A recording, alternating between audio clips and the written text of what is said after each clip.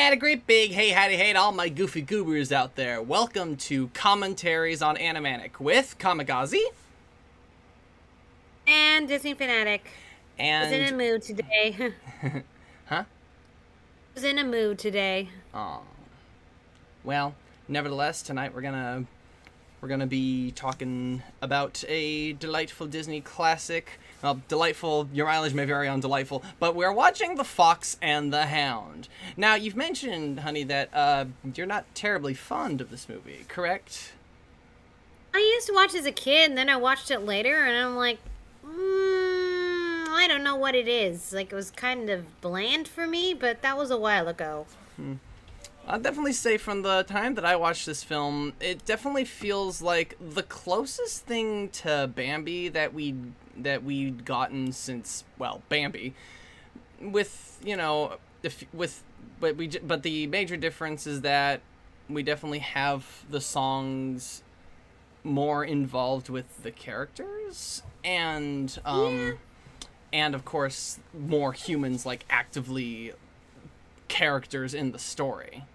There's just the one guy who shot Bambi's mom, and then the camp of some number of humans who had accidentally started a forest fire. But in the context of this movie, we have two major human characters, which I guess their names are escaping me. Widow Tweed and Amos. Something? Yes, I think, yeah, Amos Slade, I believe, is the name of that. Yeah, who is? I did recently see an analysis on Amos. Like, Disney's probably only anti-villain. I mean, in a fashion, yeah, he's not really a... He's a bit of a jerk and hot-headed, but he's not really a bad guy. Definitely forms an antagonist role in this movie by default. But we'll see his character development, which yes, is probably one of the most profound we've ever seen from somebody in the Disney antagonist role. Yeah, definitely. I would agree. I think there are some elements of this movie that make me pretty fond of it, including but not limited to a very young voice to be heard out of the late, great, god damn it, I forgot his name. Mickey Rooney, that's it. Oh yeah, Mickey Rooney, yes. Yeah, God rest his soul. Yeah. I think one of the reasons is that this did not do so well was this in the Black Cauldron, that Disney tried to be dark when they just weren't ready for it. You know what I mean? You know, I agree, but again, there's something about The Fox and the Hound, even more so than the Black Cauldron, that I feel like hits that right Disney vibe. Like, it's also dark in the ways that, you know, fit the Disney vibe, you know, and something, yes, and an ethos that Don Bluth would carry over to his own animations. Hello, Jesse. Blueheart. Yes, Blueheart. The book is way darker than the movie, but. And so this is probably one of Disney's darkest movies. Probably somewhere in the top 5. Likely, yeah. Definitely below Black Cauldron and Hunchback of Notre Dame. Oh yes, but again, that's what gives it its classic feel, like, and an ethos that Don Bluth would carry over to his own movies and his own studio, is that you can throw whatever horrifying thing at your audience as long as they all live happily ever after. And I feel like that, yeah, there's actually more of a bittersweet ending to this film. But we'll get to that when we get to that, which means we should probably go ahead and begin. There is no warning for this movie on Disney Plus. There's no 90s logo on my home copy. We should all begin with the Buena Vista logo, so everybody get your copy ready. Are y'all ready? When I've heard this film, I don't know if it's the last time we see the Buena Vista logo. It really depends on which version you're watching of the future movies. I suppose so.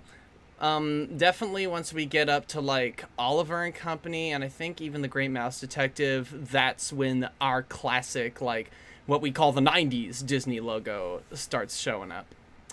But until we get to that point, everybody begin your copies in a 3, 2, 1, go.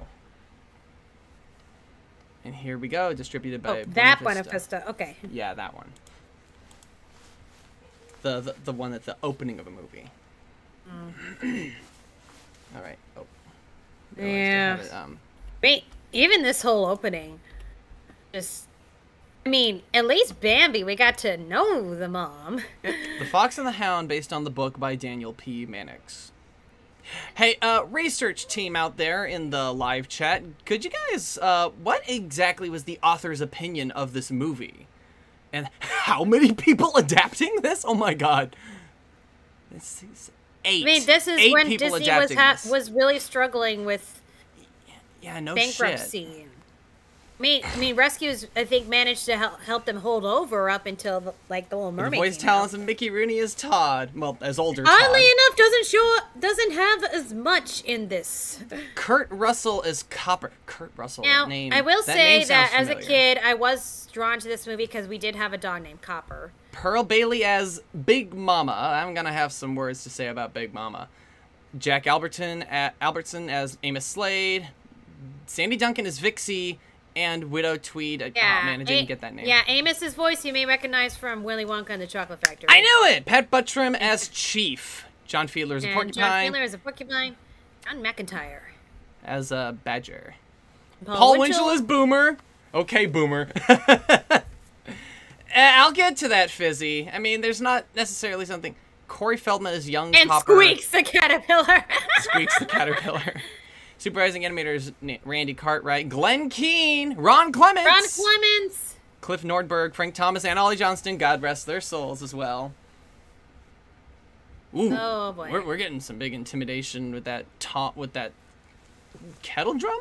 I'm skimming through. John Musker even. John Musker. Yep.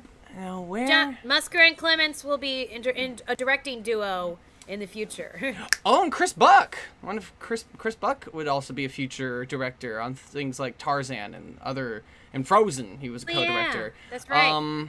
That's right. Right. Effects animation. I guess Tim Burton went uncredited for his work on this movie because I didn't see his name in there. Did you see Don Bluth in there either? I didn't see Don Bluth either. Oh, I think I know why. Because Don Bluth stole some of the younger animators, and I think Disney was a little salty, so probably left Don and the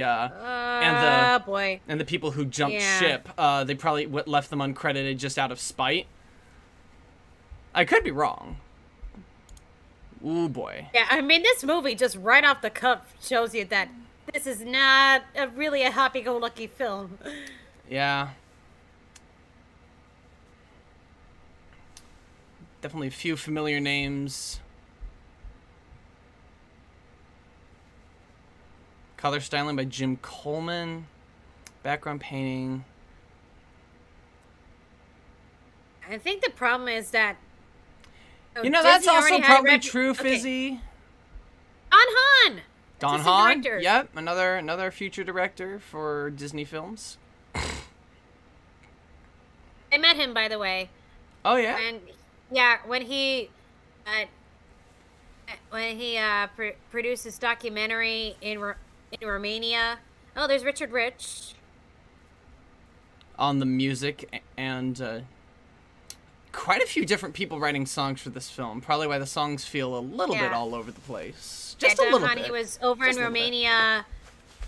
He was doing this documentary of the Buddy Baker for the musical children in score, composition, and conducted. Buddy Baker, once again, our Haunted Mansion guy. Wolfgang Reitherman, yeah. And Art Stevens. Yeah, so when you visit, I'll show you a copy of The Lion King I have signed by him. Nice. Ron Miller as executive producer. Directed by Art Stevens, Ted Berman, and Richard Rich. Yep. Yeah, and he was the one who later went on for it and did The Swan Princess, right? Yeah, I think so. No, Alma, you're here. We can't just read the chat. Weren't really as successful. You can't just read the chat all the time, Jesse. You know, that's just we're doing commentary on the movie. We can't talk to everybody. Oh, and she kisses him too. Yeah. I feel like there's a. All right, you take care of it, Jesse. I think we've got enough of an understanding of the mother as a good person. Oh God! What gets me here is the reaction from the owl. Yeah.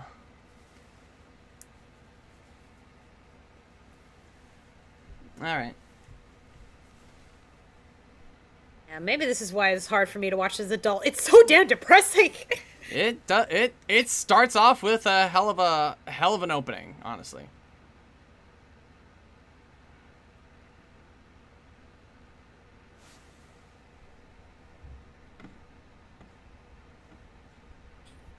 Oh. I need like a Disney Owls thing. Yeah.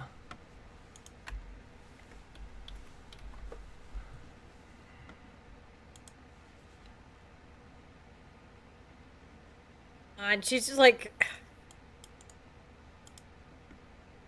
I mean, how do you handle this? Now, as the credits showed, Pearl Bailey's the voice of Big Mama. And the thing is, this movie was released in 1981. So you think that that most studios would be past the point of having the kindly, always got the good advice black woman. The thing is that it is a black woman. Pearl Bailey is black and is playing this character, but still they're leaning into it. They're not subverting the stereotype. They're playing it straight. And it's like there's a little, that's where the discomfort from Big Mama would come from. But because she's an owl, most people don't even like, movie doesn't even have a warning on Disney Plus about their. I don't know, cause don't some of them call themselves that?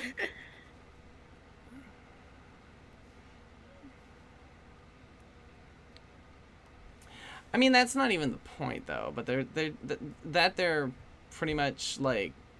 No, it's like no Big Daddy, Big Mama. It's a Southern thing. It's not strictly a black thing. That's fair.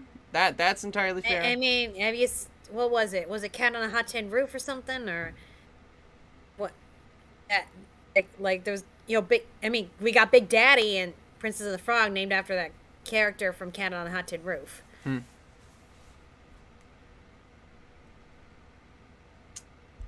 That little guy is definitely the crafty one out of the trio. Okay, so Scribe says, I think Big Mama's VA gave some pointers to the animators. Tigger. Gotta love Paul Winchell. Hey, now I can definitely see Don Bluth's animation in Widow Tweed. Oh, definitely, yes. The thing is, when you look at some of her elderly ladies in his own movies. Yeah. I agree, Squad. And I guess I'd definitely say that Big Mama is definitely less egregious than some of Disney's past depictions of black characters. And again, and also leaning into that fact, she's not black, she's an owl. But, like, still. Definitely not shying away from the idea. Just that moment of like, wait, what? Well then, Blue Heart, your grandmother sounds like an absolutely sweet woman. If that's the case. Oh. There's something so and I do agree that Widow Tweed definitely does have Don Bluth's fingerprints on her. The thing is, like I mentioned, I think Don Bluth got a lot of his aesthetic animation-wise from Milt Kahl. So there's like, it's like, is it Milt Kahl? Is it him? It's like, no. I mean, there are some parts where, like, every time you see a lady of like this body type in Don Bluth's films, they kind of move in a similar manner. Yeah, that's true. Not just human.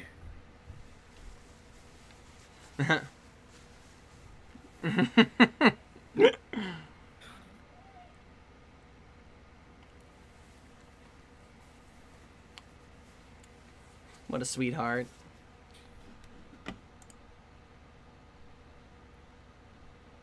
God.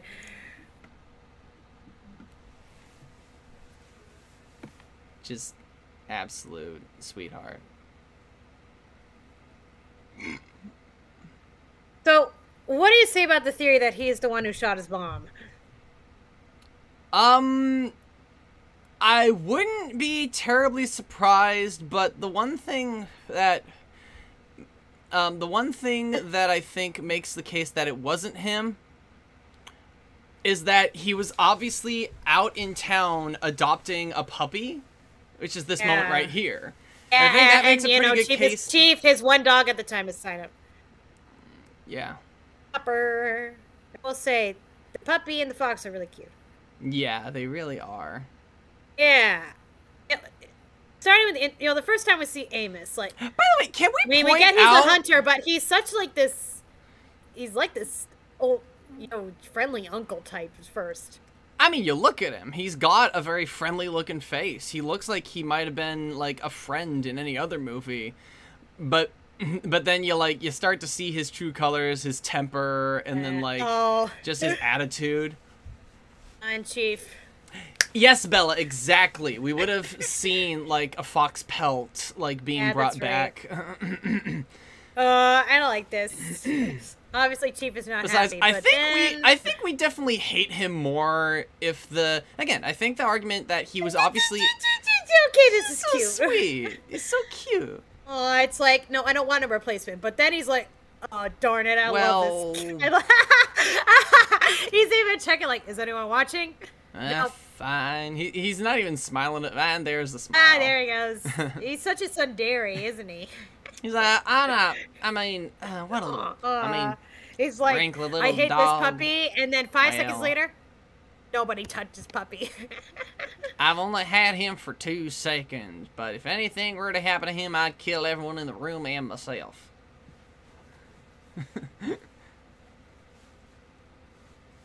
Abigail, looking very similar to some of the cows from 101 Dalmatians. It really is. Just a little more detailed, you know? I suppose so. Not detailed, but like less, not the same style. Exactly, yeah, because they're past the point of doing the Xerox method. You can tell that the lines are once again nice, clean inks on celluloid. They're not doing that Xerox thing anymore. Yeah, and this would be helpful for when we get to the Renaissance. Well, the first movie. The first movie in the Renaissance, but yeah, we'll get there. Oh. Oh. I mean, you can't blame the chicken for reacting that way. It's their babies. And you know how foxes look. Huh? Yeah, that moment right there was is. definitely Ton Bluth. Yeah. Yeah, this is a very Bluth animation right here. And here it comes. Ooh. I mean, we've all had Is this it, Blue Heart? It's that she's really kind, but she's also stern. Oh, the sheepish I mean, that's how look. parents are. Oh. Yep. Yeah, that's usually the case with parents and their kids.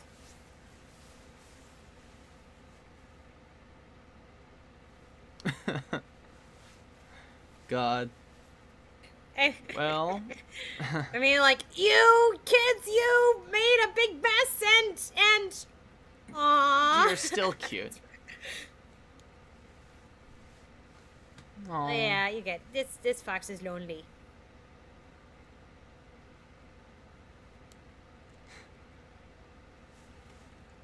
Well, that definitely sounded like Tigger.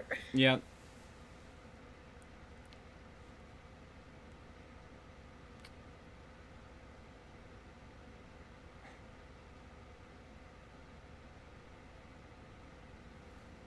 This actually sounds a little bit closer to his Zummy voice than Tigger.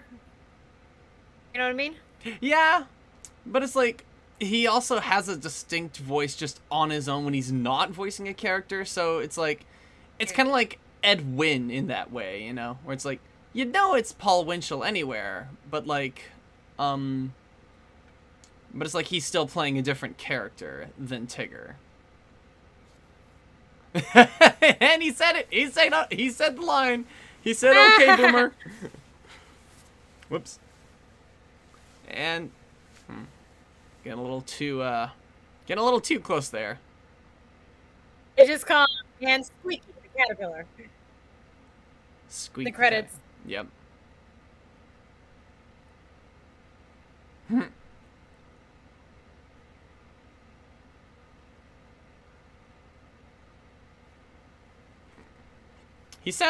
Why does Dinky sound like he's from Jersey?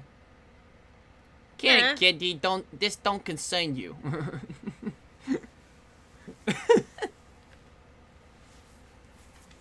I guess that's about creating distinct At what point voices. do you not try to find another worm? Thus, caterpillar.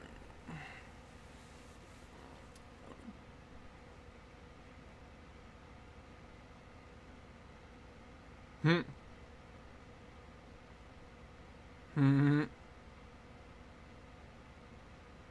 can see a lot of celluloid drop shadow in quite a few of these shots. Whoops. That's a very Looney Tunes bit. Love it. You could fly, right?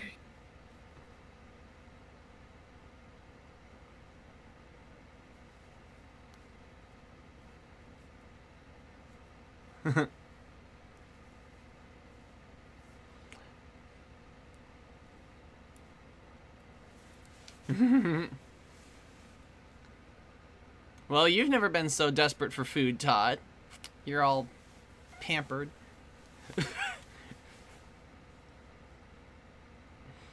You know, Squad, I don't think they're bickering in that married couple kind of way. I think they're bickering in that, you know, college roommates kind of way. And then they left college and they moved it and they went ahead and got a place together. A little bachelor pad. Mm-hmm.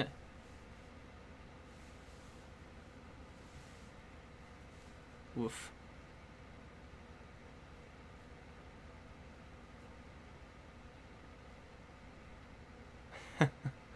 Forced to live with you energy? Yes, Bella.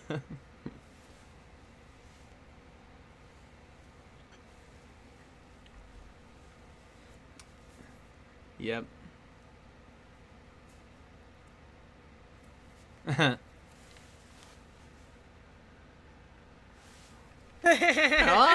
I'm the leader here, but I ain't gonna tell you what to do. You can tell he's kind of aging here. It's like 10 years later, and it sounds a little older. I'll be honest, though. I think it really works for the character, though. Oh, yeah, it does. It does. Like, very much. It's one of those things where you'd intentionally cast the older person to just do this kind of role. This is probably Pat Buttram's... Oh. I'm kind of like back and forth on this movie, but it's probably Pat Buttram's best voice acting role. I think, you're not wrong. It's one of his, it's a pretty damn good one. Like,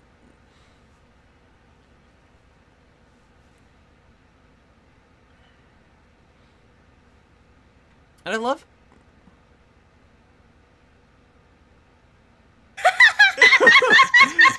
Uru, okay, Copper, this Uru. growing on me again. That's the thing. What we do, we have this intense opening, and then we get this adorable friendship. And then it's all downhill from there.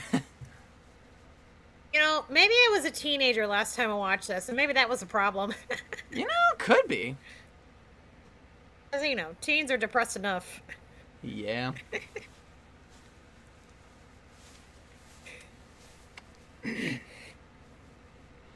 Close your eyes. I always remember that part. Like, yeah, how angry it sounds. These two are so cute. You know, they say they were friends fast. Like, no, this is pretty much how kids make friends. They're like, hi, want to play? Yeah, sure. You just happen to be in the same place at the same time. Yeah. And, you know, I've heard it said that this is kind of like an allegory on how once upon a time people of different worlds couldn't be friends. Yeah. And probably read that way in the book, like, very much so. Apparently they weren't actually friends in the book. Which is probably why the whole, like, you know, from different worlds allegory would read from the book a lot more. Because, like, in this, they don't... Yeah, she's singing it to us. This really is our first song in the movie. It's being sung about our characters. This layer song. Yeah. Yeah. Yeah.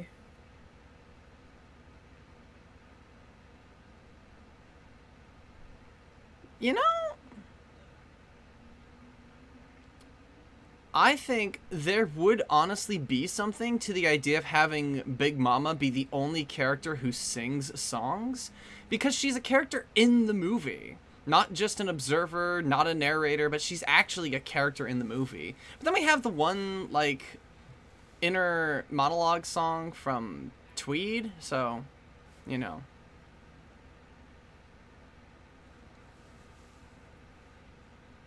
You wonder about that sometimes. I mean, these two, like, again, in that very Bambi way, like, they move so much like real animals, and it makes it that much cuter, you know? I mean, because, like, in our last movie, we had, like, the very humanoid, you know, cartoon animals. You got this childlike innocence where in childhood you're free of prejudice. You don't really know how the world works. Yeah. Nah. And this is it here, squad. This is the thing that the movie was advertised with. They really advertised the cuteness. It was like, oh, this is gonna be like 101 Dalmatians. It is not like 101 Dalmatians at all. It's not as cute as you'd like to think, fully.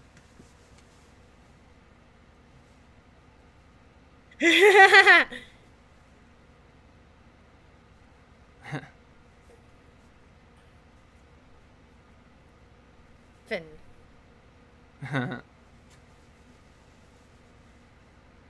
Yeah.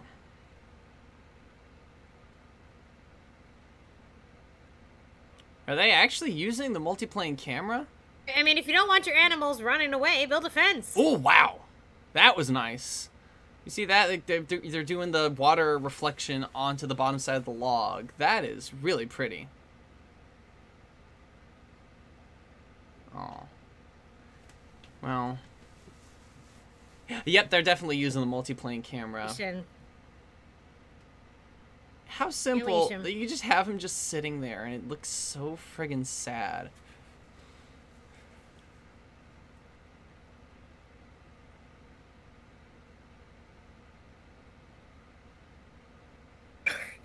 How do they find these little boys?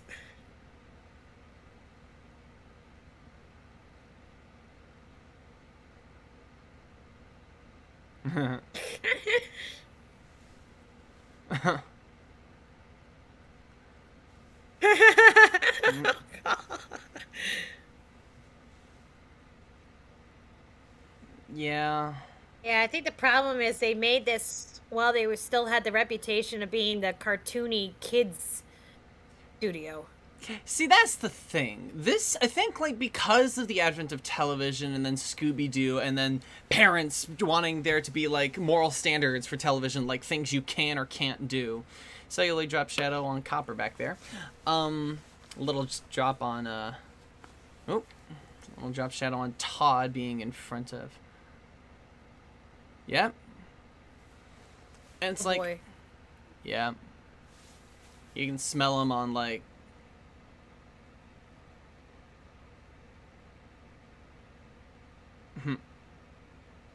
he can smell you at point blank range. His nose isn't completely bad. But he's also kind of asleep. He's got big teeth. That's the part you had to worry about. Yep. And here we go. Whoa. And yep. Off he goes. Oh, and yes, here's a misunderstanding. Yeah, let's be completely fair here. Todd would not have run into the hen house if if old Chief hadn't chased him in there. I mean, what does it look like to Amos right now? It looks pretty bad. Yeah, from Amos' perspective, I mean, he's not trying to be mean. From his perspective, this fox is in his hen house. You know, reverse influence, especially seeing as how Buddy Baker, like I said, Haunted Mansion guy for the music, and I think also Pirates of the Caribbean. Now that I think about it, like for those Disney attractions, he was responsible for the music. Okay, but don't go firing that mailbox. Yeah, but here's the funny, right? So Disney World opened in 1972, and they opened. Well, no, they didn't open with. Actually, I don't know if they. No, they didn't open with Big Thunder Mountain. Amos Slade's VA passed before the movie. Is the last movie before he passed away. Oh. That's a shame. But like. Run to mama! Run to mama! But yeah, no, because like Amos Slade there, like in his skivvies, is reminding me of a little gag in the Disney World version of Big Thunder Mountain. He just tosses the pants, like, forget the pants! Where there's an old man with a very similar hat in his skivvies in a bathtub in the flash flooded town of Tumbleweed at the edge of Big Thunder Mountain. Woof. Hey, but dude, there's a lady there that you could possibly shoot too. Yeah, and oh, I think once again these cars are using the same method as 101 Dalmatians and all that. Actually, yes, I said blue heart. And speaking of 101 Dalmatians, there's the tire screeching sound. Oh God. I love how she just ah. Whoop. Love how she just right up. Ha. Oh boy. Hey.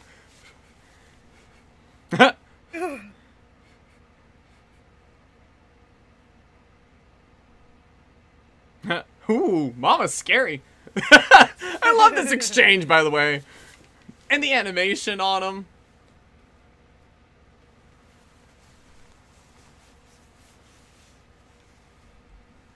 Yeah. Woof. Hey.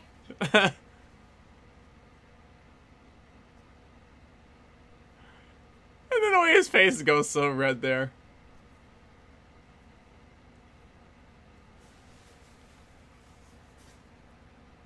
And that is a very Don Bluth animation from Amos Slade there. Good God. I mean, I get that he was up to your chickens, but you kind of blew it out of proportion. You And probably he should have wasn't. stopped the That's moment he ran. That's the thing. He probably should have stopped the moment the fox ran off his property. Yeah. And when there was another person in front of him that he could have potentially shot. No? Aww. Who's Borkin? I get why he reacted, but he did kind of, at some point though, should have stopped.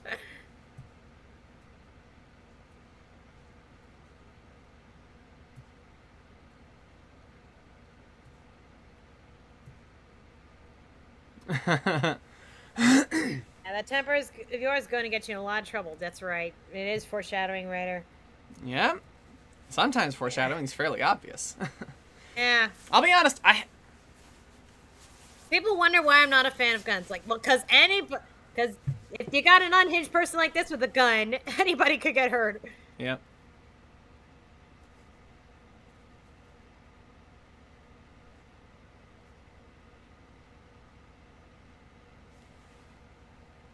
And he's very warm about it. He does love his dogs. Yeah.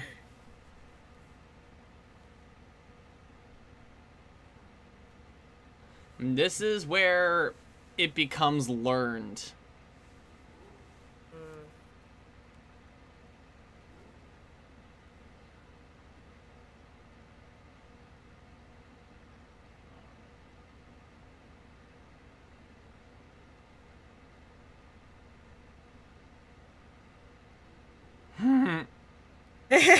See what I mean, Sundari? Yeah.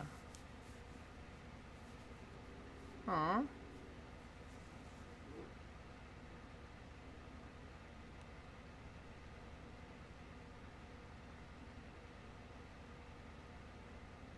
Aww.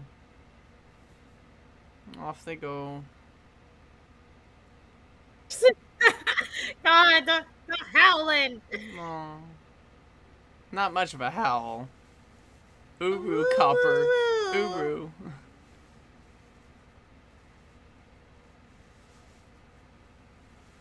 Aww.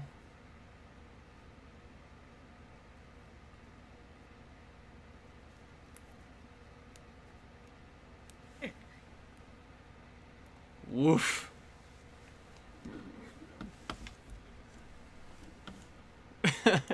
God. Ooh, boy.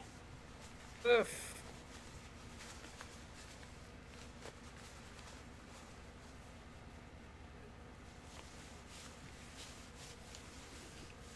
Ooh, boy. This song's kind of...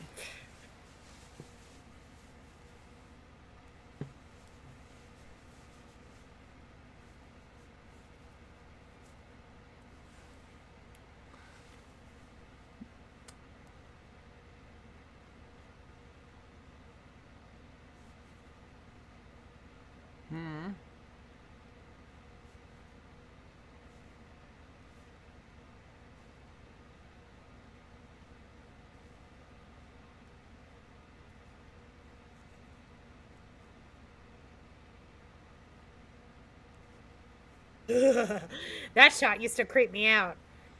Yeah. Lack of education.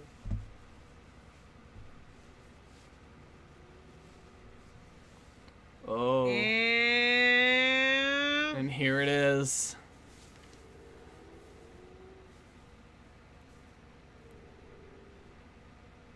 Notice no fox pelt up there. And here's a loss of innocence. Yeah.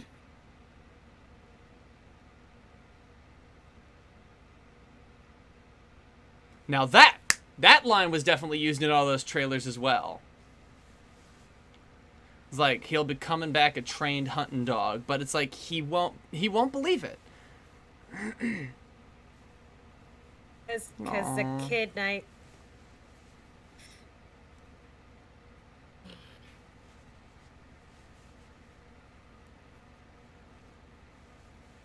Yep.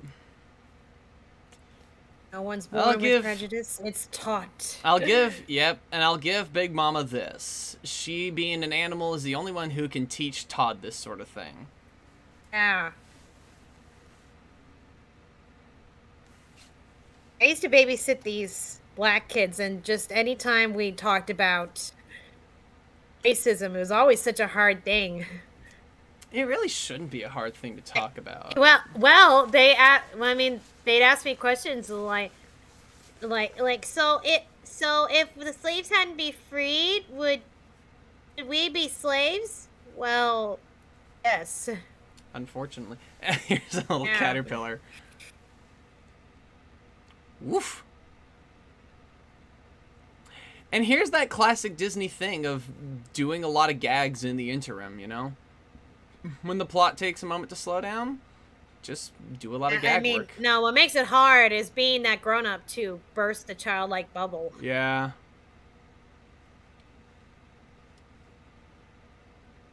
I can't even say but. He was probably going to say show the pelts. I'm pretty sure he was going to say beak anyway. They were being funny about it, you know. Well, that's the thing, Blue Heart. The caterpillar's making his way for warmth. Bugs usually got to keep themselves. Bugs usually got bugs and got to keep themselves in trees or underground in the winter. They don't migrate; they hibernate in a fashion.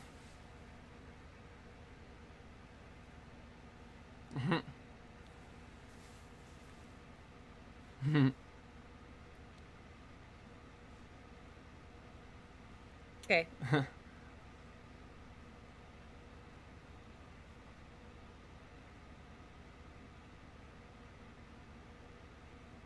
Hi, South. Why haven't you done so already? Yep. Off they go now.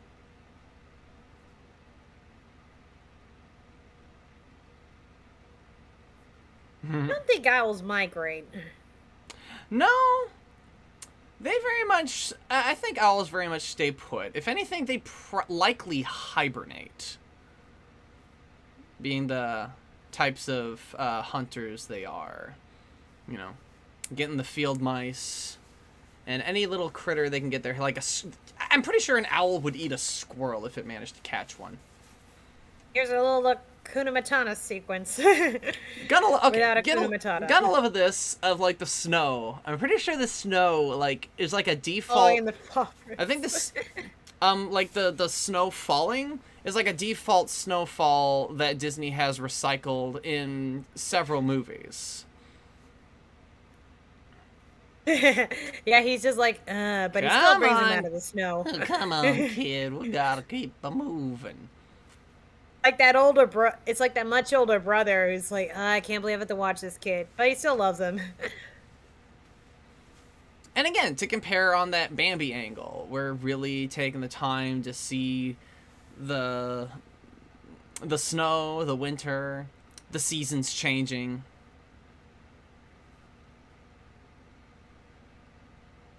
Still a pup. He may be big now, but he's still a puppy. Mm-hmm.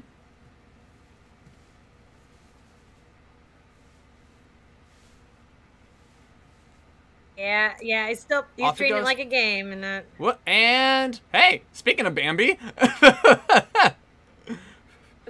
that rabbit sure did get one over on him. Aw, you gotta love that. He really is. Yep. You really gotta admire that old chief does actually want to see Copper succeed. He's like, he ain't gonna get it. That kid ain't right. Okay, some owls migrate, but owls don't need to hibernate since they are built to survive the temperatures. Okay.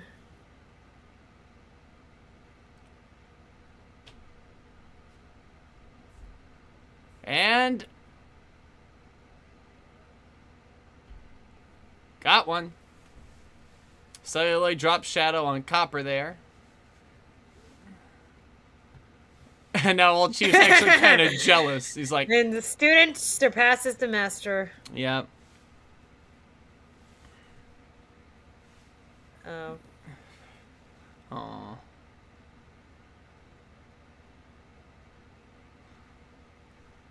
I mean, you did say he'd earn his spot up front. Springtime.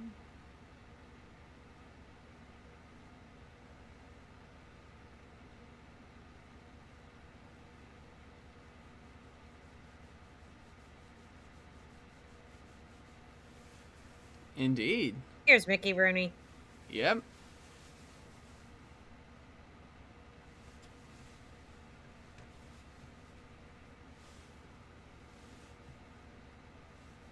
Mm-hmm. Scribe.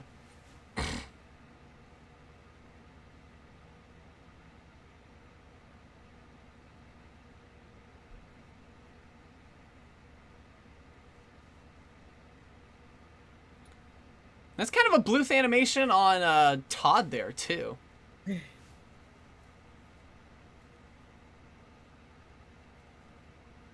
when Mickey Rooney still sounded like his Santa Claus era, you know? And not like later Santa Claus era, but the year without a Santa Claus, or even better, Santa Claus is coming to town. Yeah. Put one foot in front of the other. How old was he at this point? Like 50, 60? 1981? I mean, he was 93 when he died, and that was 2015. So yeah, I think one of his last. I think one of his 40. Yeah, he was like 50-ish. I think one of his last things was like, was it the Night at the Museum sequel? Yeah, Night at the Museum 3 was his last role. Yeah. It was the last one I remember. Robin Williams. The last one I remember seeing though was his cameo in The Muppets 2011. Yeah, he managed to get a little cameo in Night at the Museum 3, and yeah, that movie was dedicated to him and Robin Williams. Yeah. It was 2014. 2014. Okay. Yeah.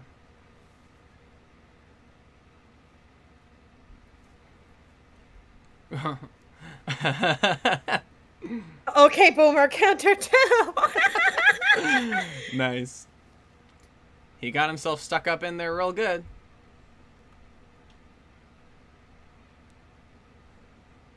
Ooh, ouchie. How'd that electrocute the...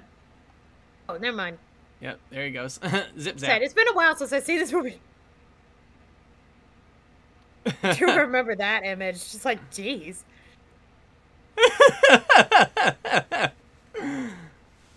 Blinking caterpillar. Oh. It's a very Looney Tunes shtick with those two. Honestly, kind of dig it.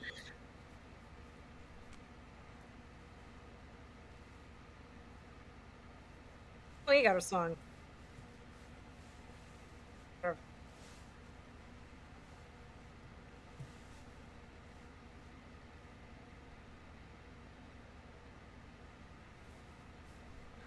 Aw. Jeez. He really does love his dogs.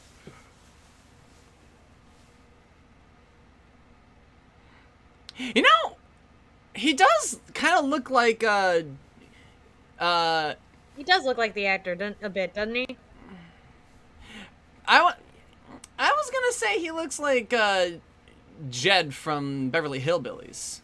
Wait, is that the same guy? I was gonna say, no, I was gonna say he looks like his actor a little bit, just with... Yeah. A little younger. Yeah. Oof.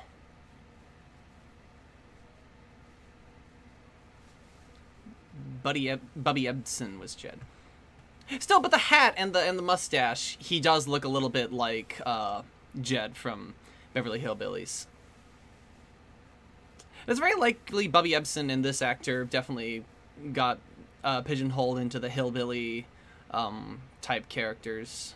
You know, typecasting. You do it because they're really good at playing those roles. Wherever I've seen it, where like, you're an inhuman monster. Put that with Amos's animation. It's funny.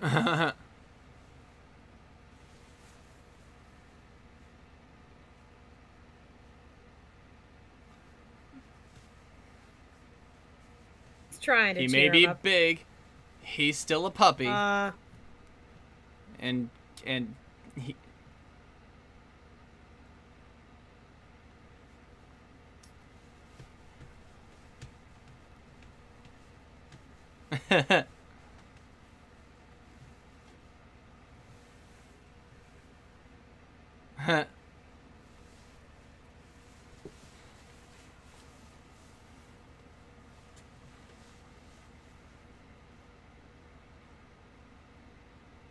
No. It's got a point, because he was just treating it all like a game and not taking it seriously. He did successfully help get that quail, though. Like, give him some credit there. No, what I mean is that his childlike innocence isn't completely gone yet, you know? Yeah, that's true.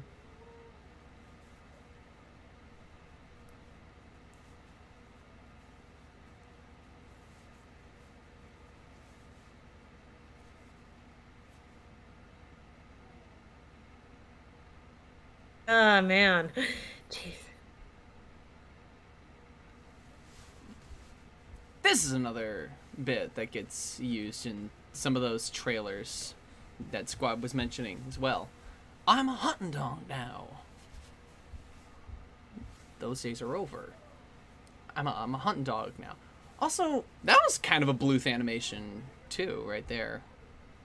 Maybe they just liked using a lot of Bluth's animation because he's a good animator. Like, give him some credit there.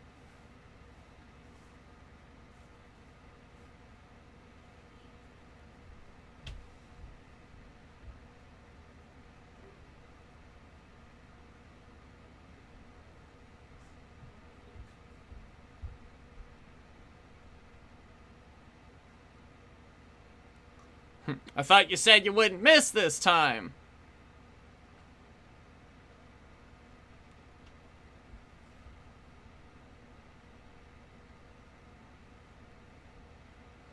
Oh boy.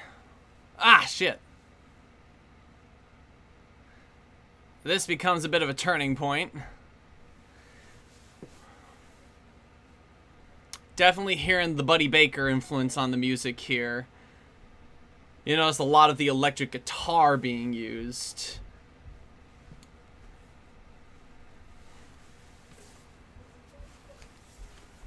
Ooh, Also, just the get... shimmering light on there. Yeah, no kidding. That is beautiful. Oh, oh, Chief. Seen a lot of celluloid drop shadow from those two. Oof. You gotta post-process that. You realize, like, again, you gotta paint that on, like, and then you gotta film your footage a second time. And you gotta overexpose it.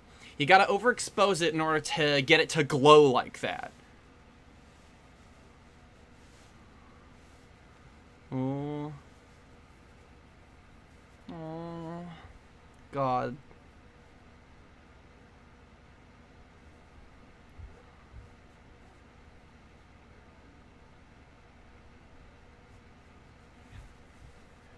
Off he goes. His howl. He's got a bit. Changed. He's got quite a good howl now. Oof. Didn't have his collar on for that entire scene. Let's see if it came back on. There it is again. And now it's back on. That's the thing. One thing. Oh fuck.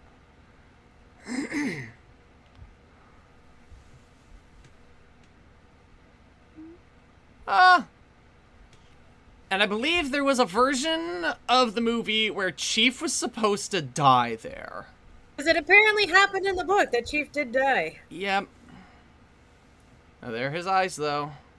Yeah, and there's a debate of whether or not this would have been better if Chief had died. I'm not sure, maybe. You know? And the thing is, it would have been Copper's fault, too. Yeah, because he let Todd go, and then because Todd was out in the open, Chief spotted him. Chief's family to this guy. Look at his face. He's putting all the pieces together. That this... And...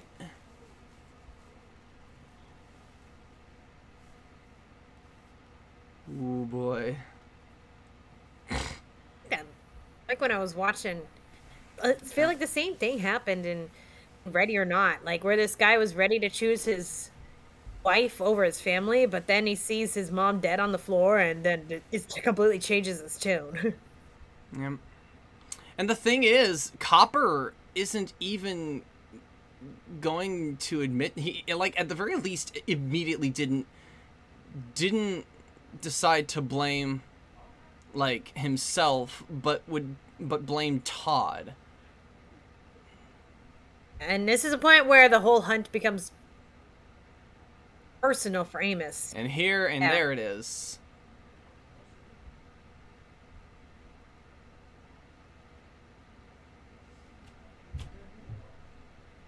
Oh boy.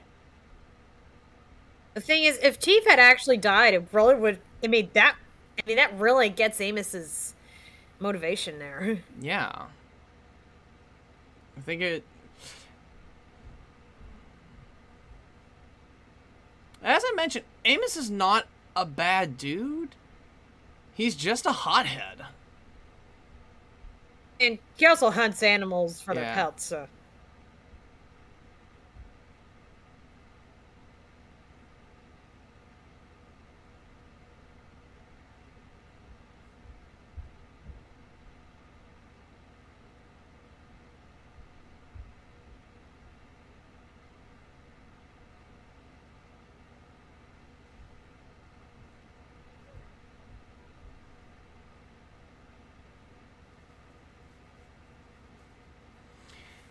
Yeah, almost killed Chief, mind you. I feel like that was a simple, like, redub, like, very simple. So I don't think there was, because it doesn't appear like there was even animation for him mouthing those words, unless there was, in which case then, you know, then they just, you know, changed up the shot to just her on the other side of the door. Yeah. Oh, damn. This is the point where it's like, you just can't. And And you can see it on her face. It absolutely breaks her heart, too. Great use of the multiplane there to keep the background elements moving at a good clip there.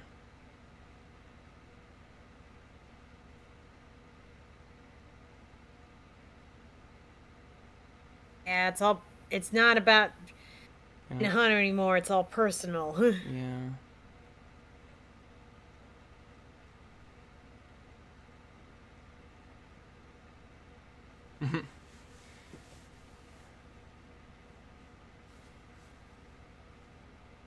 Yeah.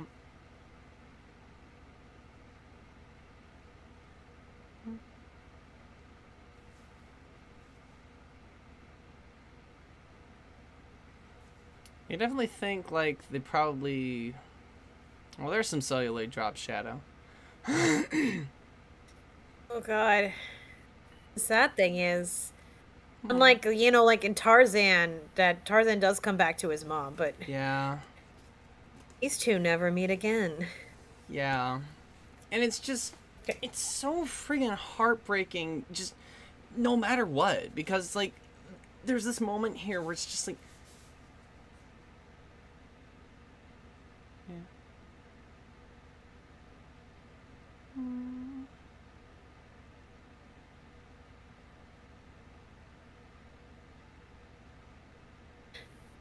Oh, God damn. Okay, you know what? Here it comes. Damn. Yeah.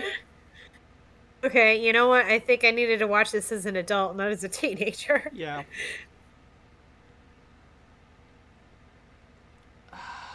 God, you feel that. Just the thing, they weren't ready to make this movie. You really felt that distance right there, just from all the crossfade. You just really feel the different distance there. It's just, and he's not. They just weren't ready to make this movie, and you know, if it'd been probably if they had made it less directed towards kids, it would have been successful. You know what I mean? Yeah. That's just the problem of animation's perception after TV was an advent. The animated films were no longer for families. They were for kids and kids alone. Oh, God. Just...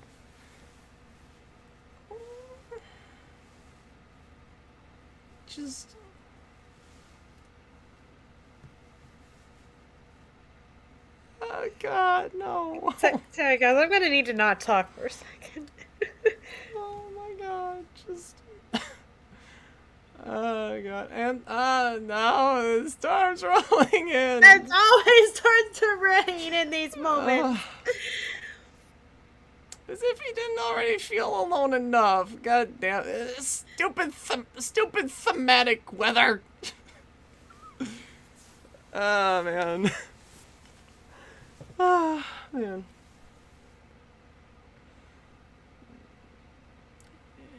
Now he truly is on his own. Keys. Yeah. Key family. That makes sense, Scribe. Wait a minute, weren't those in Bambi? The like quail? The shower scene. The quails? Yeah. Hey, it's Arthur. I think so. Ah! It's Arthur. Yeah, you're right. It was Arthur Squirrel. It's a little browner, but less Xerox, but that was him. I think you know why, Squad. Because the reason this is the tearjerker is because of the opening of the film. We really set this in the real world. Oh, God, the light. They got the lightning reflecting and flashing in those raccoons' eyes. That was so beautiful. He's seeing all these families, and he's, like, all alone. Yeah, poor kid, honestly. Just, Now it's thundering. And that's the thing, Squad. You really feel... Ooh.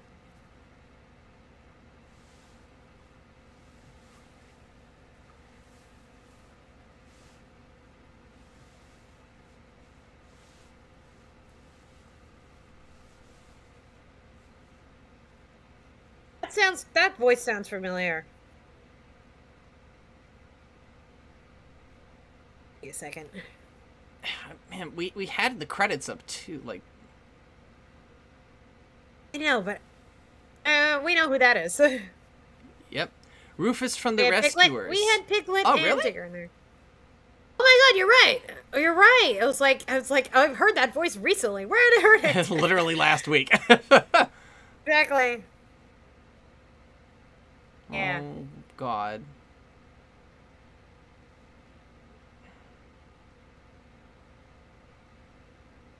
Okay, funny thing. So apparently Kurt Russell at some point played Santa Claus as well. Huh.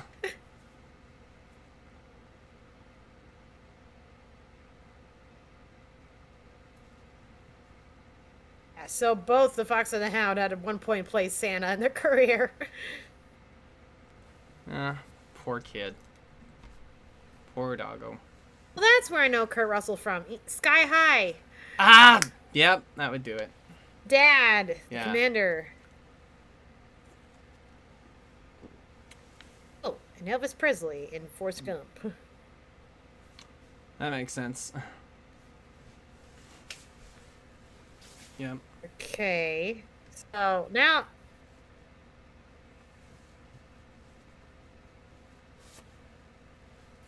Invalid. I love the way he says that. Yeah. No. But now they're not fussing over him. So, like, wait a minute. So, you mad about this or not? Are they just too bitter to be Karen? I don't know. Jeez.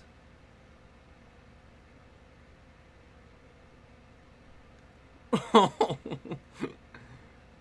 Oh, do you God. care about your dog or not? He does. He's just busy. Busy with his revenge. Yep.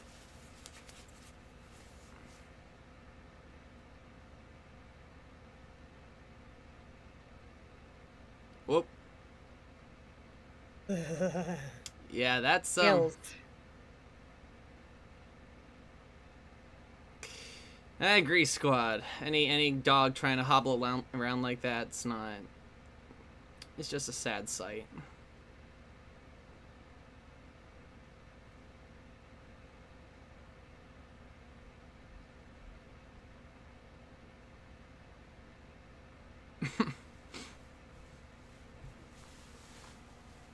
Here comes Sandy Duncan. Yeah. She's a friend to everyone, huh?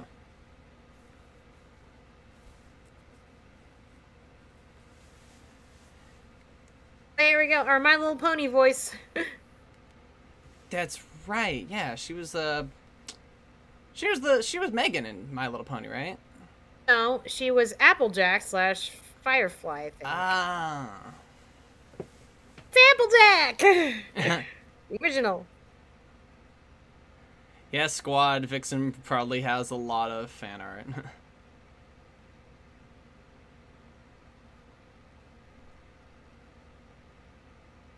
Ugh, but yeah, I'm looking up a brief summary of the book. Todd was apparently a real player and Ooh. prankster.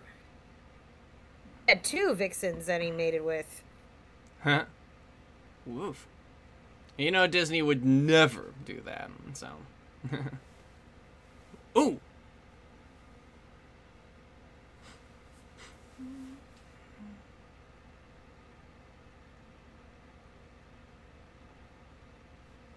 Oh boy.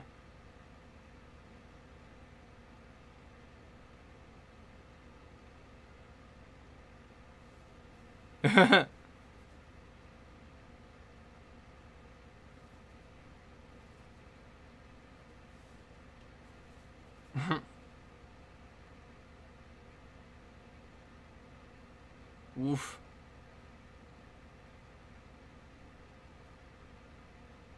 I hear it now.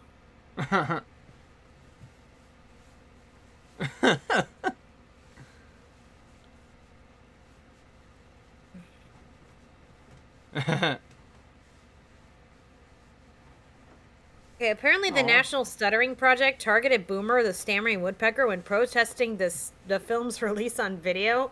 Jeez. Yeah, I had a stutter as a kid. I found no problem with it. Still had the stutter sometimes. Aww.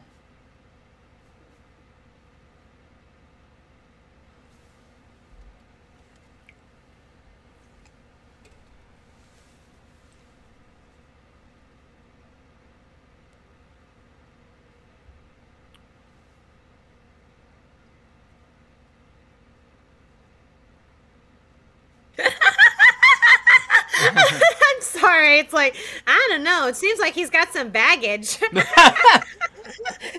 it sounded like. Oh, yes. I can go out and just change him. I'm sorry.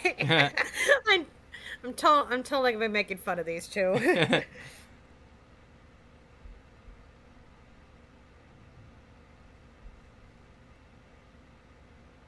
Oh.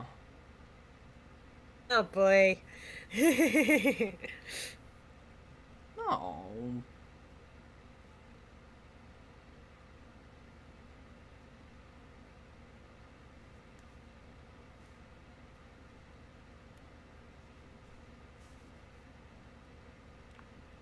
You might change your mind now. I'm sorry. Like, oh, God. It's just the plotting is so... She's brushing off his coat. Oh my gosh, I'd never seen another fox in my life.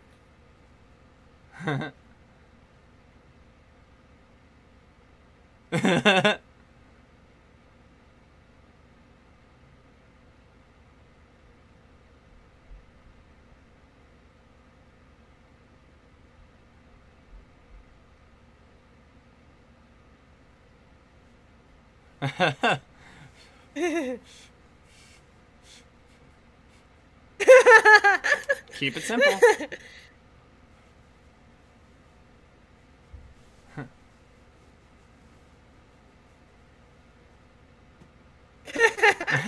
So awkward. Matchmaker, I think, is the word for this squad.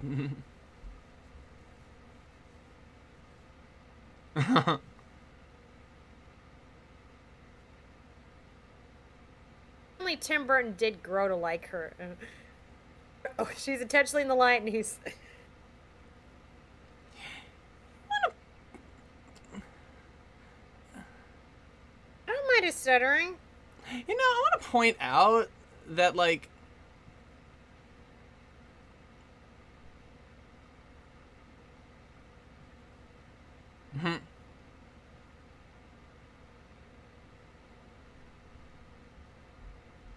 Oh, boy. Nah, guys. There's a lesson on what not to do. Don't act like you can do things you really can't do. God. Yeah. Oh, apparently, John McIntyre and Jeanette Nolan were married. Yeah. Jeanette Nolan voices Widow Tweed, and they both voiced in in The Rescuers. I feel like this animation is pretty familiar.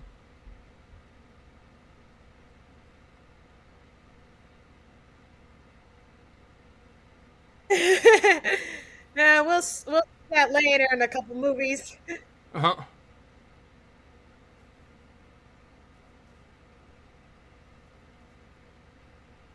Uh-huh.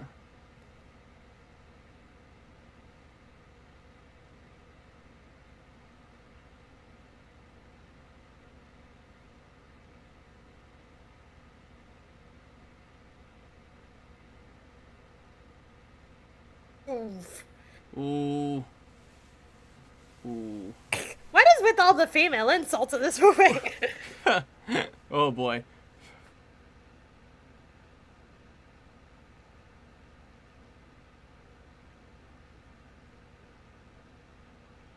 Oh. I love the way her tail thumps. Yeah.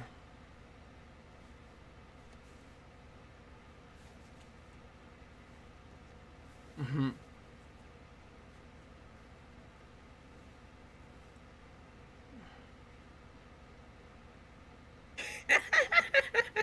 It's just, Just you find know, a- when they're still looking at each other at their fighting. It's like, Yeah. God. the thing is, even healthy couples fight. Yeah. Yeah, just like stop trying to act up. Don't be a showboat. No. Don't say things you Be a don't showboat. mean. Just...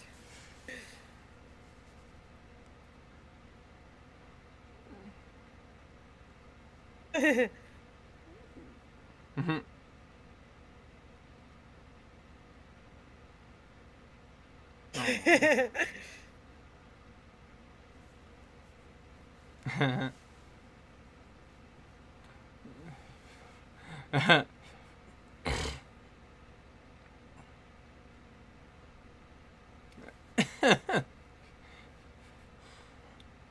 I'm seeing a lot of celluloid drop shadow in this movie. It's so beautiful. A little bit on Big Mama up there in the corner. Hush off, chuckleheads.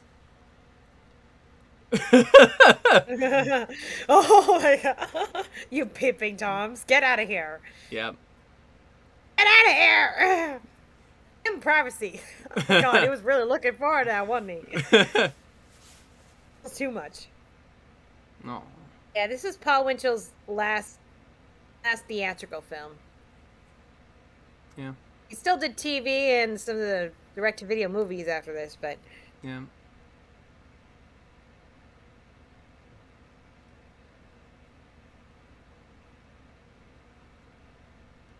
This is Pearl Bailey's final film, too.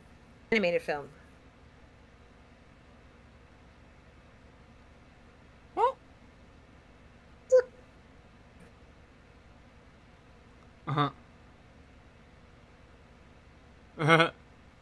I think so, too. I'm kidding. Not that. I wanted to see your reaction.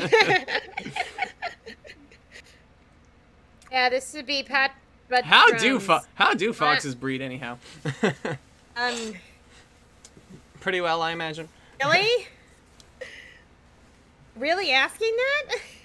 What are you talking about? Like, what do you mean? Am I really asking that? What do you mean? How do foxes breed? The same way. No, every how mammal well? does. How well do foxes breed? Oh, how well? I don't know. I've seen like that Zootopia comic where Nick and Judy have a baby. Like, here you have a girl. Now you have a boy. Now a girl. Now a boy. Judy.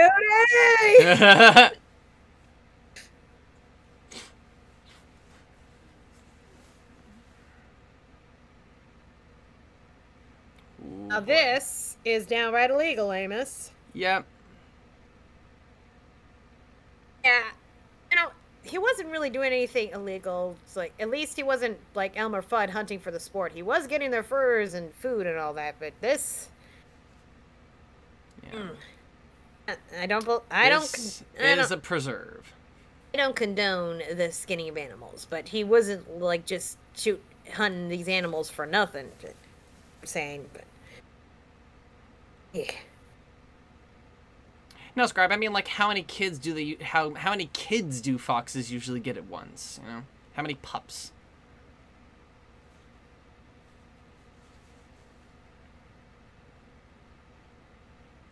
$12. My God, that's a lot. 6. Well, Yeah, and there's apparently some Chief signs was the for you. younger dog and Copper was the older one. Interesting. It wouldn't have really made sense for the way this film has been playing out. It really And the wouldn't. rift in their friendship wouldn't have meant a lot if they weren't the same age. Oh yeah, right. I forgot Sandy Duncan was also in The Swan Princess, so I guess Richard Rich just really liked working with her. Yeah, probably. Oh, and she would go into Rocket-Doodle, so Don Bluth. She was the Goldie in the Rockadoodle. No, she was the mouse. No. You're thinking of that lady who was in Little Shop of Horrors. Oh, that's right. You're right. What's her name? I want to say Eileen Green, something like that. Yeah. The squeaky noise their fucking noses made.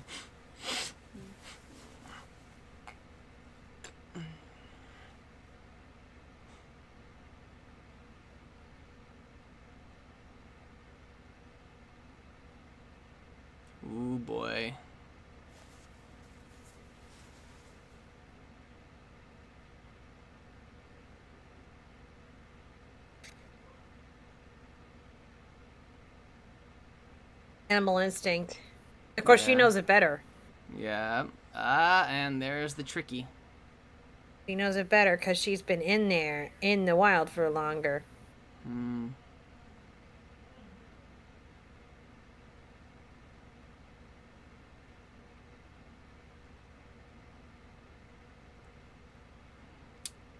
That is true, Blue Heart. Glenn Keane did animate the bear, but a lot of other animators worked on it as well, including Tim Burton himself. Ooh, that shot. It's like, when you know. You know! This is... Wait a minute. We just have a shot like that in the Black Cauldron, too. Just the characters just walking through the woods and you... Oh! On their face. God. Oh! Fuck, man. A tail! Oh, he hears it now. Ah! Ah! Whoa. Setting them off like mouse traps. Just friggin'... Isn't that running animation used earlier? It very well could have been. Again, the recycling of animation within a movie, I think, is far better than the recycling of animation from other movies.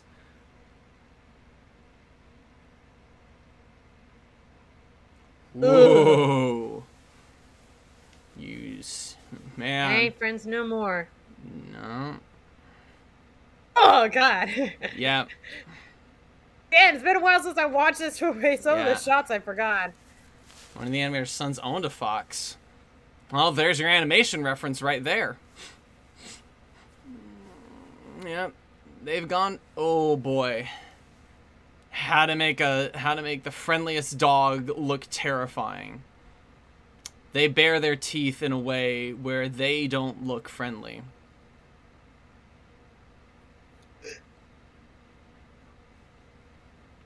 Good Lord.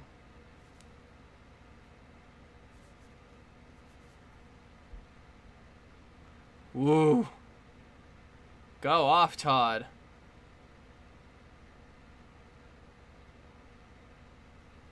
Ooh, boy.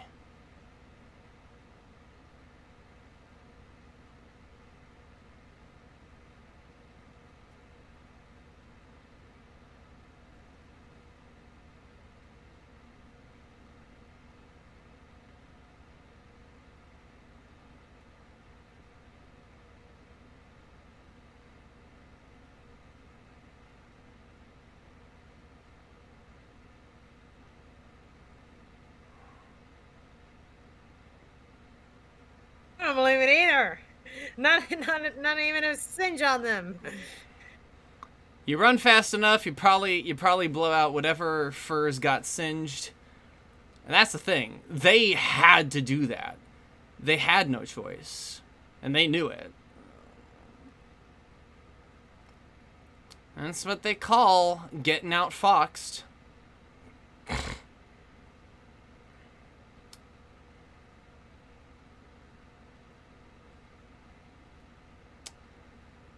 God, this waterfall is gorgeous. The white water, the mist coming off of it. It's just gorgeous.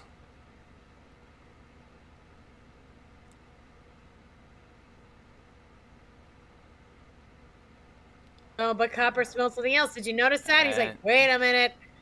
Yeah. Oh, now you're gonna make a bear angry. It said that this bear's not the villain because, you know, you just woke him up from his... Yeah. You... I would personally love to know which shots Tim Burton himself was responsible for. Ooh, could have been that one. Oh, God. And he's caught in his own bear trap. That's karma for you. Yeah. So this is one of the few Disney movies to actually show blood. Yep.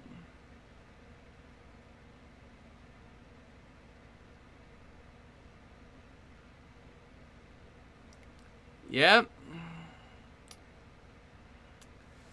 Oof. Go off. Right there. In your own trap. Yeah. And you wouldn't have lost your gun if you hadn't got caught in the trap.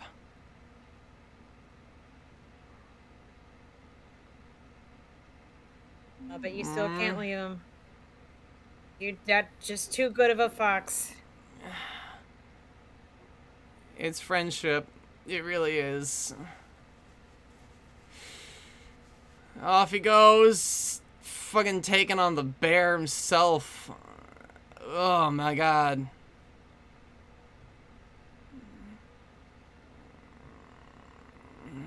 I think any shots where the bear stops looking like a bear and just starts looking like a full-on beast, probably Tim Burton would have been responsible for it, because Tim Burton had an aesthetic, even if he was able to animate in the more Disney-looking way. Obviously, Vixie's a good example of that, but, like, he has a distinct style. So, yeah, when the bear starts looking just like a monster, that's probably when Tim Burton's responsible for it.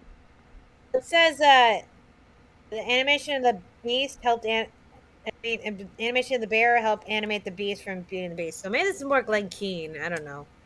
Probably where we see like the humping, like here, right here on his back, where we see the layers, because that's definitely something very beast-like. Yeah. And Glenn Keane was behind the beast, right? That's definitely a Glenn Keane look right there. Yes, Glenn Keane. And behind Quasimodo, so yeah. Yeah, he definitely did the characters with a lot of, like, definition in their back. He was responsible for the design of the beast as well. That bear was just defending himself. He wasn't the villain in this. Now that I think about it, Tim Burton was probably responsible for the ones where the bear had more Disney eyes. He was animating Vixie. Yeah, because Tim Burton was animating Vixie. The Tim Burton shots of the bear probably would have been where the eyes were a little friendlier.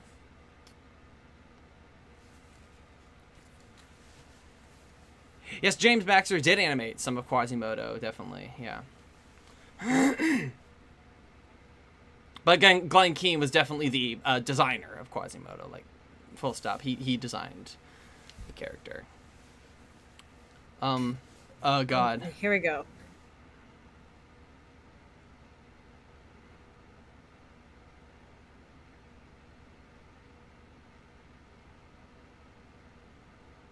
No? Nothing needs to be said in this moment. Yeah. This is... You can see it. He saved us. You can... And you can really see it in the... This is just wrong. The puppy dog eyes and the just. Yeah. This is such a real again, this is it, squad. The reason that the tear-jerking moments get you in this movie is because this movie is real. The animals talk and they have cartoon human eyes, but like when we don't hear them talk and when we see them from the human's perspective, we feel it. And this is the moment that Amos lets go of his vendetta. Right. Because he still has limping off. Yes, when he realized, like, yes, this is just wrong. Yeah, we can't. Like, it doesn't make up for everything, but a little less animosity.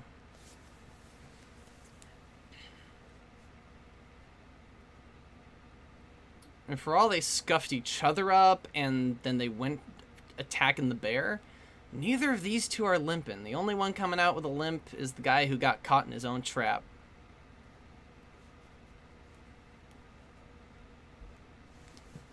And finally, to end that whole side story with the caterpillar.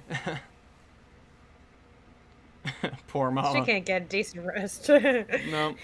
Her nap's always getting interrupted. She shouldn't be awake at this time of day anyway.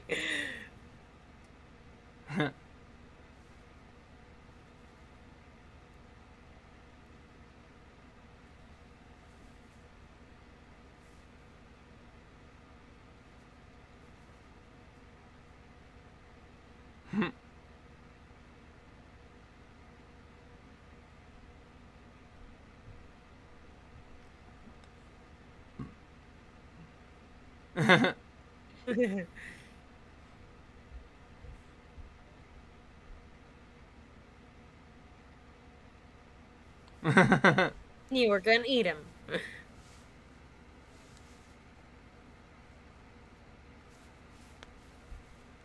I'll agree with you on that, Blue Heart.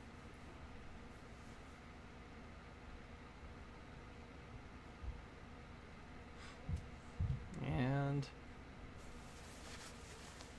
she's just trying to sleep.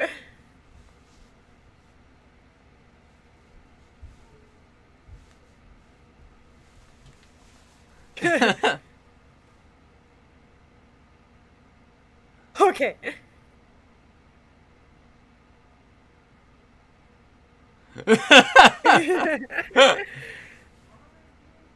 She's letting go of animosity.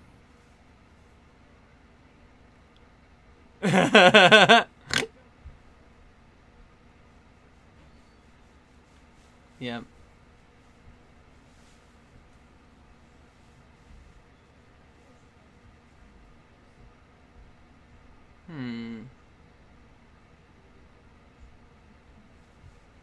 Oh. God.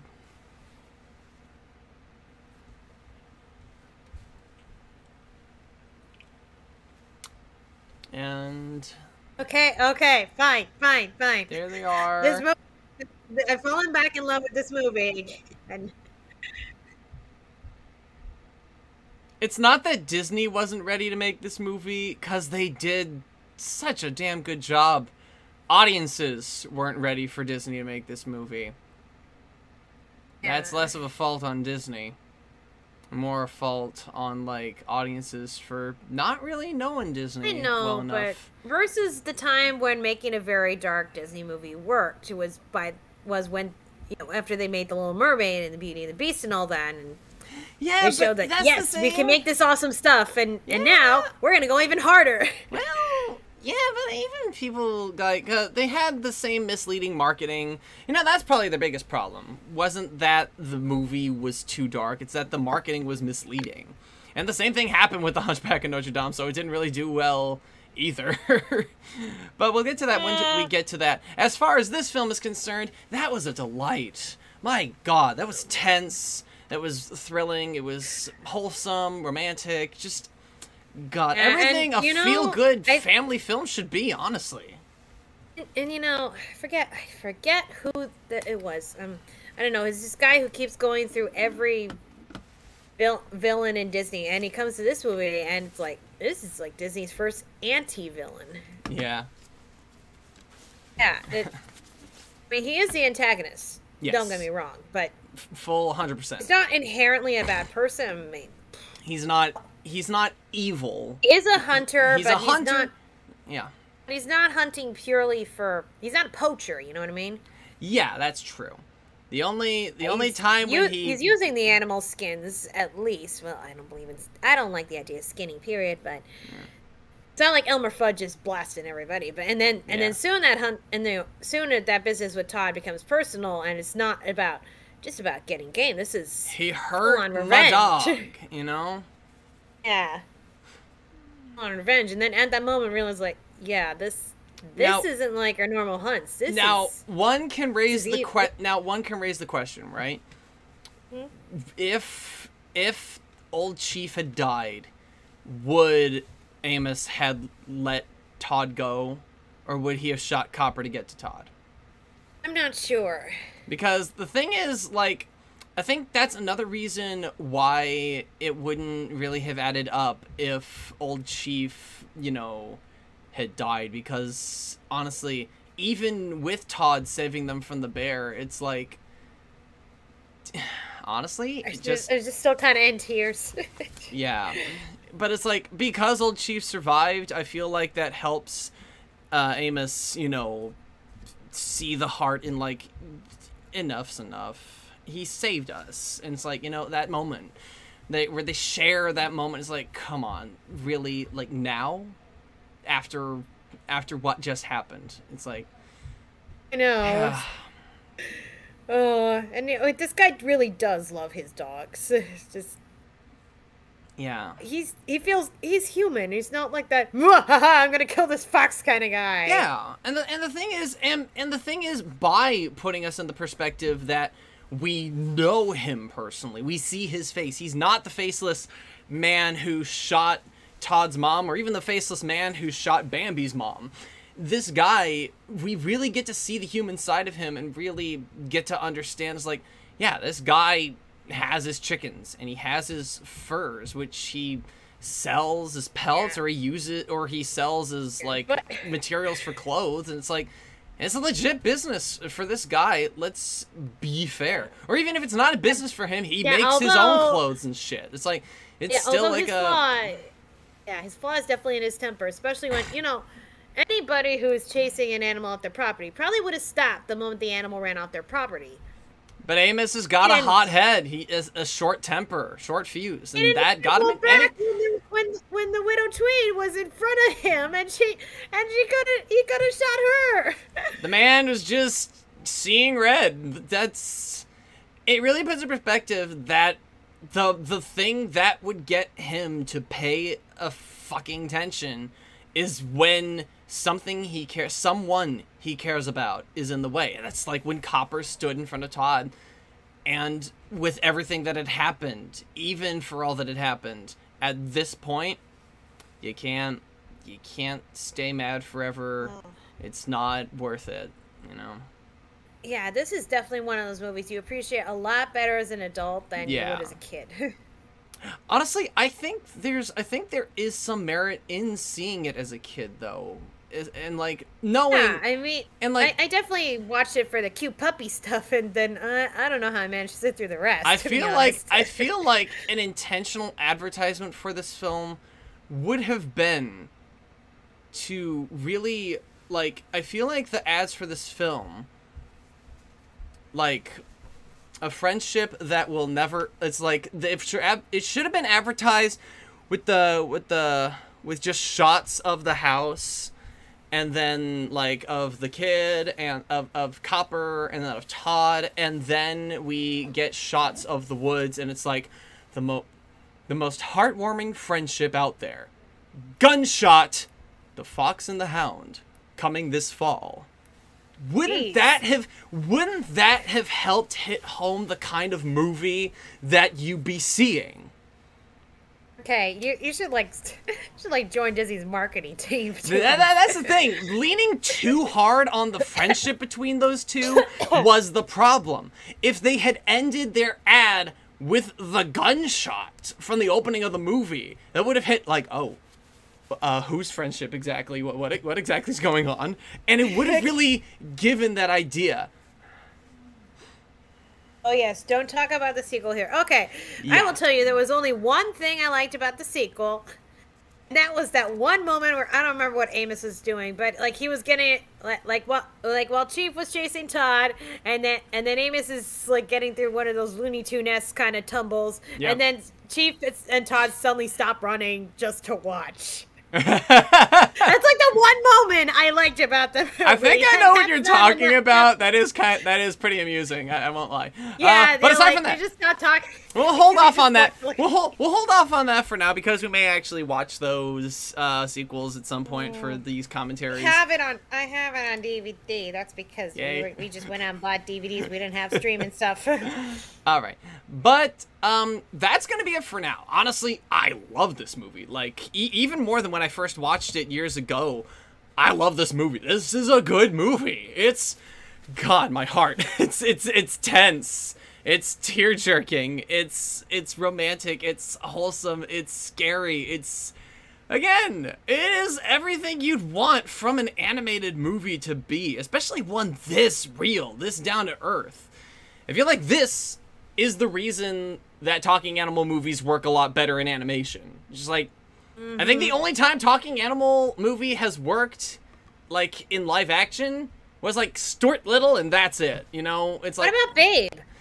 I never really watched Babe, so you should watch Babe. It is really good, and you know, given how new the getting the animals to talk technology was then, they did it really well. They pulled it off. Yeah, I think part of what they did was the Mr. Edge shtick of just putting food in their mouth. Oh, wait a minute. What about Homeward Bound? I mean, you don't see them mouthing talk, but you because at least hear their thoughts talk. Yeah, at least that. But like again, the only film that I grew up with where the moving mouths on animals really worked for me was Stuart Little. I may have seen like a little bit of Babe here and there, but never actually fully watched it.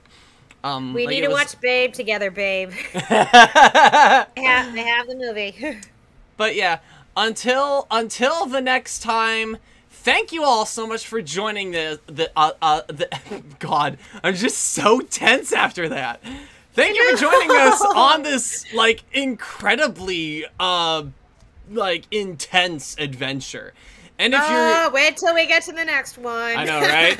And if you're viewing this after the fact, thanks for watching along. And until next time, remember to take care, stay safe, and do not go hunting on a wildlife preserve. Good night, everybody!